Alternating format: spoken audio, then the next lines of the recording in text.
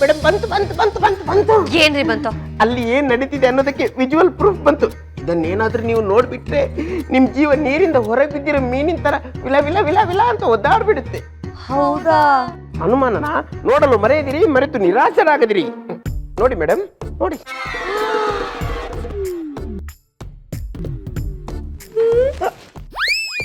ಸರು ಸರು ಏನಾಯ್ತು? ಅಕ್ಕ ಅದನ್ನ ನೋಡ್ದಾಗಿಂದ ತಡ್ಕೊಳಕ್ಕೆ ಆಗ್ತಿಲ್ಲ ಕಣೆ, ತಲೆ ಸುತ್ತಾ ಇದೆ. ಏಜೆ ಸರ್, ನಾನು ರೊಮ್ಯಾಂಟಿಕ್ ಮೂಡಲ್ಲಿ ಇದ್ದೀನಂತ ಮೆಸೇಜ್ ಮಾಡಿದಾಗ ನಾನೇನೋ ಲೈಟ್ ಆಗಿ ಲುಕ್ ಎಕ್ಸ್ಚೇಂಜ್ ಆಗಿರುತ್ತೆ ಅಂತ ಅನ್ಕೊಂಡಿದ್ದೆ. ಇಲ್ಲಿ ನೋಡಿದ್ರೆ ರವಿಚಂದ್ರನ್ ಸಿನಿಮಾನೇ ನಡೀತಿದೆ. ಸರು ನಾವು ಸುಮ್ಮನಿರ್ಬೇಕಿತ್ತು. ಪ್ರೂಫ್ ಬೇಕು ಅಂತ ಬಯಸಿ ಬಯಸಿ ನಮ್ಮ ಎದೆ ಒಡೆದು ಹೋಗೋ ಸೀನು ನಾವೇ ನೋಡುವಾಗಾಯ್ತು.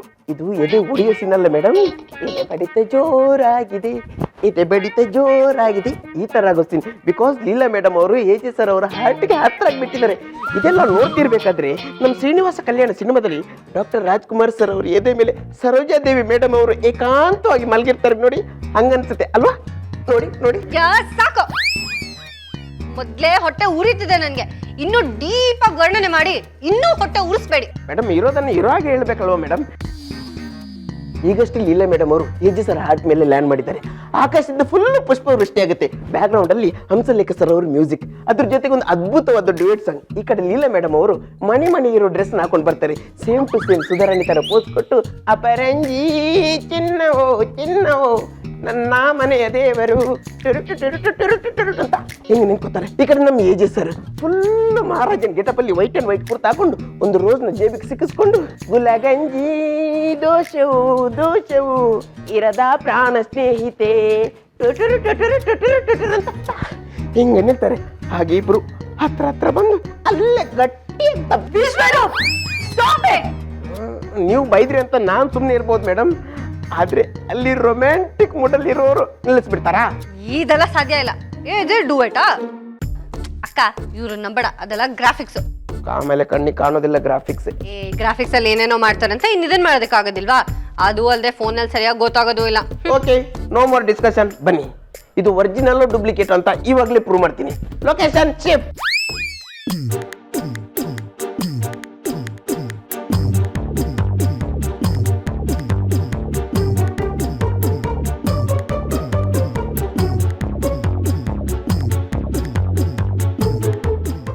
ಅಕ್ಕ ಇದು ಗ್ರಾಫಿಕ್ಸ್ ಅಲ್ಲ, ರಿಯಲ್ ಫೋಟೋನೇ. ಅಂದ್ರೆ ಅವರಿಬ್ರು ರಿಯಲ್ ಆಗಿ ರೊಮ್ಯಾನ್ಸ್ ಮಾಡ್ತಿದಾರಾ? ನಂಗೂ ಹಾಗೆ ಅನ್ನಿಸ್ತದೆ ಅಕ್ಕ. ಏನೇ ಸರು ನೀನು ದೊಡ್ಡದಾಗಿ ಹೇಳ್ಬಿಟ್ಟೆ. ಏಜೆ ಕೋಪದಲ್ಲಿ ಲೀಲಾನ ಹಾಗೆ ಹೇಳ್ಕೊಂಡು ಹೋದ್ರು, ಲೀಲಾನ ಕೊಂದೇ ಬಿಡ್ತಾರೆ, ತಳ್ಳೆ ಬಿಡ್ತಾರೆ, ಸಾಯ್ಸೇ ಬಿಡ್ತಾರೆ ಅಂತ. ಈಗ ನೋಡಿದ್ರೆ ದೊಡ್ಡ ರೊಮ್ಯಾಂಟಿಕ್ ಲವ್ ಸ್ಟೋರಿ ನಡೀತಾ ಇರೋ ಹಾಗಿದೆ. ಅದೇ ಅಕ್ಕ, ನನ್ಗೂ ಅರ್ಥ ಆಗ್ತಿಲ್ಲ. ಆ ಸೀನ್ಗೂ ಈ ಸೀನ್ಗೂ ಸಿಂಕೆ ಆಗ್ತಿಲ್ಲ. ಅದಕ್ಕೆ ಕೇಳೋದು, ತಾನೊಂದು ಬಗೆದರೆ ದೈವ ಬೇರೆನೇ ಬಗೆತಂತೆ. ಏನಿಲ್ಲ ಮೇಡಮ್, ಪರ್ಫೆಕ್ಷನ್ಗೆ ಇನ್ನೊಂದು ಹೆಸರು ಹೇಗೆ ಏಜೆ ಸರ್, ಸತ್ಯಕ್ಕೆ ಇನ್ನೊಂದು ಹೆಸರು ಈ ವಿಶ್ವರೂಪ್ ಮೇಡಮ್. ನನ್ನ ಮೇಲೆ ಅನುಮಾನ ಪಟ್ಬಿಟ್ರಲ್ಲ, ನಿಮ್ಗೆ ಇನ್ನೂ ಡೌಟ್ ಇದ್ರೆ ಜೂಮ್ ಮಾಡಿ ತೋರಿಸ್ತೀನಿ. ಬೇಡ ಬೇಡ ಬೇಡ, ಇದನ್ನ ನೋಡಿನೇ ತಡ್ಕೊಳಕ್ ಆಗ್ತಿಲ್ಲ. ಝೂಮ್ ಮಾಡಿ ನೋಡಿದ್ರೆ ಹೊಟ್ಟೆಗೆ ಬೆಂಕಿ ಬಿದ್ದಂಗಾಗುತ್ತೆ. ಮೇಡಮ್, ಯಾವುದಕ್ಕೂ ಸೇಫರ್ ಸೈಡ್ಗೆ ಫೈರ್ ಇಂಜಿನ್ ಕರೆಸಿಡ್ಲಾ? Vishwaroop madam, ice water ತರಿಸ್ಲಾ?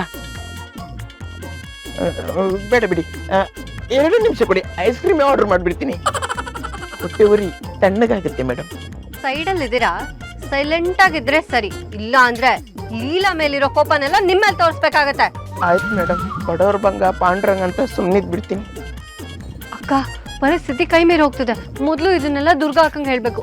ಬಾ.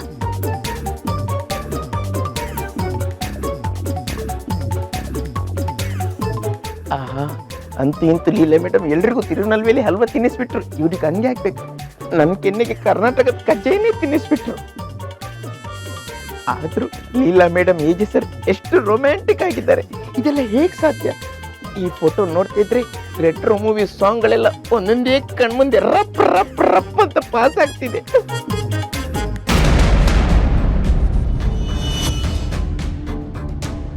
ಅಕ್ಕ ಅಕ್ಕ ಅಕ್ಕ ಅಕ್ಕ ನಡಿಬಾರ್ದು ನಡೀತಿದೆ ಅಕ್ಕ. ಏಜೆ ಹಿಂಗ್ ಮಾಡ್ತಾರೆ ಅಂತ ಕನ್ಸಲ್ಲೂ ಅನ್ಕೊಂಡಿರ್ಲಿಲ್ಲ. ಅಂತ ಏನ್ ಮಾಡಿದ್ರು?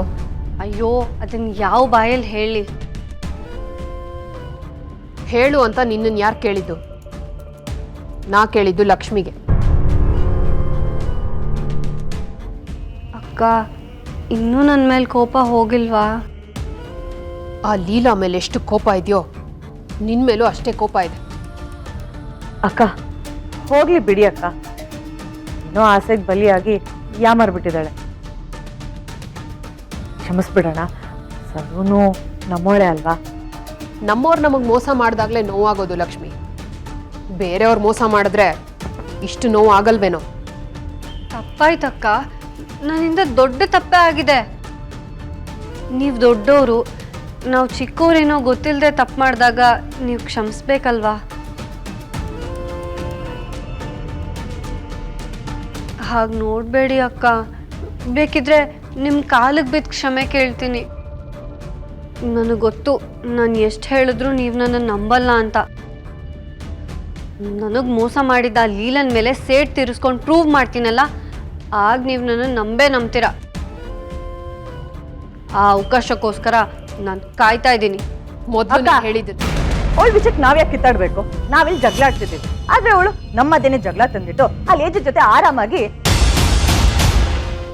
ಎಜೆ ಜೊತೆ ಅದನ್ನ ನೀವೇ ನಿಮ್ಮ ಕಣ್ಣಾರ ನೋಡಿದ್ರಂತೆ. ಬನ್ನಿ ಅಕ್ಕ, ಪ್ಲೀಸ್ ಬನ್ನಿ ಅಕ್ಕ.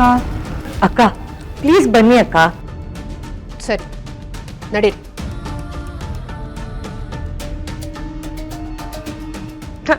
ಎಷ್ಟು ಆರಾಮಾಗಿ ಬರ್ತಿದ್ದಾರೆ ನೋಡು. ಇವ್ರನ್ನ ಉರ್ಸ್ಬೇಕು ಅಂದ್ರೆ ಇವ್ರು ನನ್ನ ಉರಿಸ್ತಿದ್ದಾರೆ. ಏನೋ ಜೋರಾಗಿ ಮಾತಾಡು, ಗುಣಗಾಡ್ತಾ ಇದೆಯಲ್ಲ. ನಾನೇನ್ ಗೊಡುಗ್ತಾ ಇಲ್ಲ. ನೀವು ಮೋಸ ಮಾಡಿದಿರಾ, ನಿಮ್ಗೆ ಕನ್ಸೆಷನ್ ಕೊಡಲ್ಲ. ನಾನ್ ಹೇಳಿದ್ದು ನಾನು ನಡಿಬಾರ್ದು, ಆದ್ರೆ ಮೂವ್ ಆಗ್ಬೇಕು ಅಂತ. ಈಗ ಅದೇ ತಾನೇ ಆಗ್ತಾ ಇರೋದು.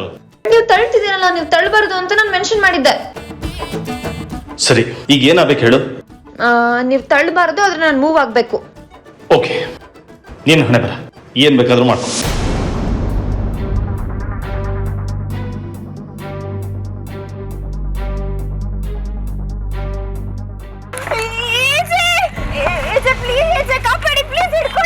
ಅಯ್ಯೋ ನಿಮ್ ತಮ್ಮ ಅಂತೀನಿ. ಅಯ್ಯೋ ಹೇಜೆ ಹೋಗ್ಬಿಡ್ತೀನಿ, ಪ್ಲೀಸ್ ಹಿಡ್ಕೊಳ್ಳಿ ನಿಮ್ ತಮ್ಮ ಅಂತೀನಿ, ರಿಕ್ವೆಸ್ಟ್ ಮಾಡ್ತೀನಿ ಪ್ಲೀಸ್.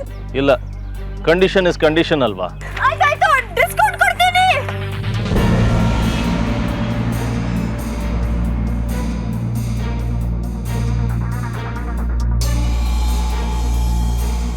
5 ನಿಮಿಷ ಆಗಲ್ಲ, 10 ನಿಮಿಷ ಕಡಿಮೆ ಆಯ್ತು.